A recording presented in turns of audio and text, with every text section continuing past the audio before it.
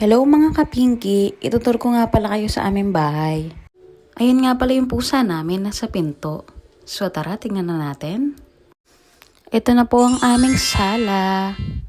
Diba, sobrang nakaka-relax kapag nakikita mong malinis yung bahay. Swerte daw kasi yun kapag malinis ka sa bahay. Mga kapinki, dapat din daw pagpasok nyo, meron na kayo agad na family picture. So ayan, nagpagawa ako nyan. 1.5 nga pala pagawa ko nyan mga kapinki. Ayan, ang aming sala. Ito nga pala ang aming aso, si Masha. Minsan lang naman siya nakakulong mga kapinki. Kasi pag nakakawala siya, lahat na nasisira. Pati mga upuan, hinangat-ngat. Ito nga pala yung study table ng anak ko. Ito naman yun sa akin. Dahil lagi may work, kailangan magkatabi kami. Habang nag-aaral siya, ako naman nagwo-work. So, ayan ang aking kitchen. Kita nyo naman, hindi ako mahilig sa pink, di ba? So, wala tayong hugasin for today's video. Tignan naman natin ang aming CR. Ayan, ayan na. Siyempre, kahit CR din dapat kulay pink. Sabi nga ni Habi, kahit saan daw siya tumingin, may kulay pink. Hindi naman siya nagre-reklamo mga kapinky.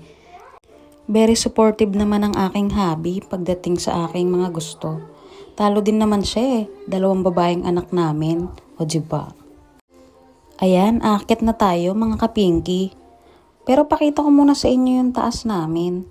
Pinagawa ko nga pala dito ay high ceiling. Kaya 1 bedroom lang sa taas. Siyempre, nakikiuso lang. Siguro pag malaki na yung mga anak ko, paggagawa ko na yung 1 kwarto. So tara, aakyat na tayo mga kapinky. Ayan ang aming mga sapatos. Mahirap din mag-isip kung saan mo ilalagay ang mga gamit mo, lalo na kung maliit lang ang bahay mo. Tapos marami kang gamit, dapat wais ka mag-isip. So ayan ang aking hallway. Siyempre, dapat nakapink din tayo. Mga kapinky, ito na ang aming kwarto. Hindi po ako masyadong pani Hello Kitty, pero dahil request ng mga anak ko, may mga kaunting Hello Kitty pa rin. Naglagay din pala kami ng TV sa taas. Siyempre, pag gusto mong manood, tapos gusto mong nakahiga, o diba relax, lalo't labanan tayo sa puyatan. Oo nga pala mga kapinky, sarili na namin tong bahay. Dugot pawis ang inilaan namin dito para mapagawa namin to. Pinilit talaga namin makabukod, kami mag-asawa. Nagsikap kami tumayo sa sarili naming mga paa. Siyempre, samahan natin ang dasal at tiwala sa Panginoon. Dati, pangarap ko lang na magkaroon ng pink na bahay.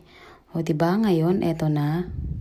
Salamat sa inyong panonood sa aking for today's video mga kapinky. Marami pa po tayong mabubudol na mga pink na gamit.